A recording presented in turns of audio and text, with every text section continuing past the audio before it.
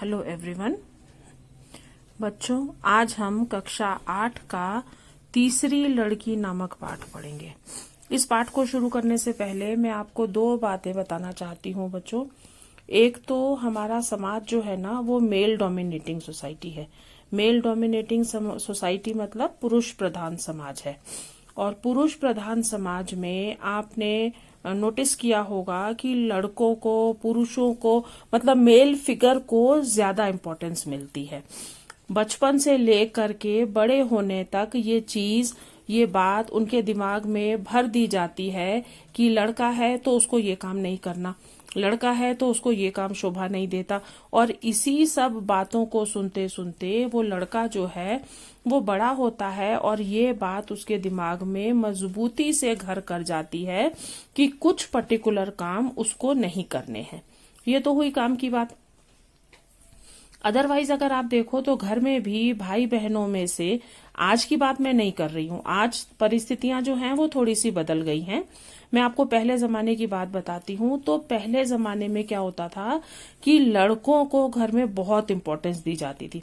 लड़का है तो वो जूठे बर्तन नहीं उठाएगा, लड़का है तो वो झाड़ू नहीं उठाएगा, ये काम दीदी ने करना है, बहन ने करना है, मम्मी ने करना है, बट भाई ये काम नहीं करेगा, एस सो कॉल पर्टिकुलर काम। अब लड़का जो है उन सारी बातों को सुनते सुनते बड़ा होता है और ये चीज उसके दिमाग में घर कर जाती है कि मुझे ये काम नहीं करने हैं। तो ऐसे में क्या होता है, लड़कियां जो हैं उनको उनकी जो ख्वाहिशें हैं, उनकी जो इच्छाएं हैं, उनकी जो डिजायर्स हैं, उनको दबा दिया जाता है।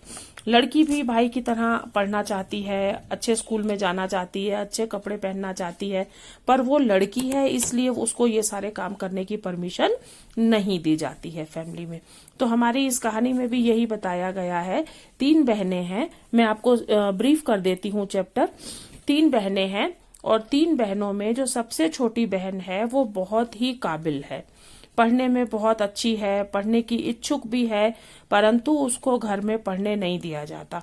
आप चैप्टर की स्टार्टिंग में ही अगर देखेंगे तो फर्स्ट सेकंड पैराग्राफ में ही उसकी माँ उसको नाराज हो रही है और उसको कहती है कि तू फटाफट काम कर। तो वो कहती है माँ मुझको पढ़ना है। तो वो कहती है पढ़ाई वढ़ाई करके क्या तू मेम साहब बनेगी, जो फटाफट चल घर का काम कर, सब्जी काट, पापा को ऑफिस जाना है और भाई को स्कूल जाना है, भाई के लिए टिफिन तैयार करना है। तो वो कहती है कि रात की रोटियां पड़ी हैं। तो वो कहती है नहीं नहीं, उसके लिए तू ब्रेड दे दे और रात की रोटियां तू खा लेना। मतलब ये उस जमाने की बात है जब ब्रेड जो है वो घरों में आम नहीं आया करती थी, माने ऐसा रेगुलर बेसिस पे ब्रेड घर में नहीं आया करती थी, रोटी चावल से ही काम चलाया जाता था। तो ब्रेड जो है वो स्पेशल खाने में आ जाती है। तो वो स्पेशल खाना जो है, अच्छा खाना जो है वो भाई को देना है और बची हुई बासी रोटियां जो हैं वो बहनों ने खानी है। तो लड़की जो है, ये इस चैप्टर का नाम देखो तीसरी लड़की है। उसको घर में हमेशा यही सुनने को मिलता है कि तू तीसरी लड़की है, तू तो ऐसी फालतू में पैदा हो गई, तो हमको तो तेरी जरूरत नहीं थी एंड ऑल दैट। तो वो लड़की जो है ये सब सुनते सुनते बड़ी होती है, परंतु उसको ये सब सेंटेंसेस जो है वो पसंद नहीं आते हैं। वो अपनी माँ को भी कई बार पूछती है कि माँ तुम भी तो लड़की थी, तुमको भी क्या यही सब सुनने मिलता था। तो उसकी माँ हाँ बोलती है, क्योंकि उस जमाने का ट्रेंड ही ऐसा था। अब वो लड़की जो है वो स्कूल जाती है। उसकी माँ उसको खुश होकर के स्कूल नहीं भेजती, पर वो फटाफट माँ के द्वारा बताए गए सारे काम को करती है और स्कूल चली जाती है। अब जब वो स्कूल जाती है तो स्कूल में एनसीसी का कैंप जाना है। अब वो उसको जाने के लिए परमिशन नहीं है। वो अपनी माँ से कहती है कि मेरे को जाना है, तो उसकी माँ मना कर देती है। उसकी माँ कहती है कि नहीं तुम नहीं जाओगी। तो फिर वो उसकी टीचर जो है वो उसकी माँ को रिक्वेस्ट करती है कि मैं ले जा रही हूँ तो आप मेरे साथ इसको भेज दीजिए। तो ठीक है, वो जाने की उसको परमिशन मिल जाती है। जाती है, वहां पर बहुत अच्छा करती है, सारा क्रेडिट उसको मिलता है, बहुत अच्छे गेम्स और बहुत सब कुछ बहुत अच्छे से ऑर्गेनाइज करती है। तो उसको शील्ड मिलती है, सब कुछ मिलता है, बड़ी खुशी खुशी घर आती है। तो जो वहां से उसको पैसे मिलते हैं वो बहुत प्लान करके आती है कि अपनी दीदी के लिए साड़ी लूंगी, अपने लिए ये करूंगी। और परंतु उसके पिताजी जो है वो सारे पैसे उससे ले लेते हैं। 150 रुपए उसको मिलते हैं। अब उस जमाने में 150 रुपए भी बहुत हुआ करते थे। तो वो लड़की जो है हताश हो जाती है, कुछ नहीं कर सकती बेचारी। अब ऐसे में एक दिन क्या होता है, उसके पिताजी बीमार पड़ जाते हैं। पिताजी को अचानक से पिताजी गिर जाते हैं और बहुत सारे लोग उनको पकड़ के लेके आते हैं। और जब वो देखते हैं तो उसके पिताजी को दिल का दौरा पड़ा है। अब वो एनसीसी की अपनी ट्रेनिंग में, एनसीसी के अपने कैंप में उसने बहुत सारी ऐसे फर्स्ट एड की बातें सीखी थी, तो वो उसी के आधार पर अपने पिताजी को फर्स्ट एड दे देती है और सबको अरेंज करके, गाड़ी वाड़ी सब अरेंज करके अपने फादर को हॉस्पिटल ले जाती है। हॉस्पिटल लेके जाती है, वहां पर हॉस्पिटल में अपने फादर का ट्रीटमेंट स्टार्ट करवा देती है, सब कुछ करती है। रोज पापा के पीछे हॉस्पिटल में चक्कर लगाती है, सब लोग बड़े खुश होते हैं उससे। और बाद में वो एक एप्लीकेशन लिख करके अपने फादर के ऑफिस में भेजती है।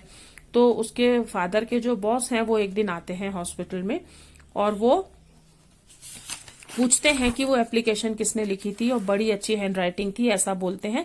तो उसके फादर झट से बोलते हैं, अरे वो मेरे बेटे ने लिखी होगी, वो इंग्लिश मीडियम में पढ़ता है। तो वो लड़की कहती कि नहीं, वो एप्लीकेशन मैंने लिखी थी। तो उनके जो बॉस हैं वो कहते हैं कि ठीक है, आप इस बेटी को जरूर डॉक्टर बनाना, बहुत काबिल लड़की है ये।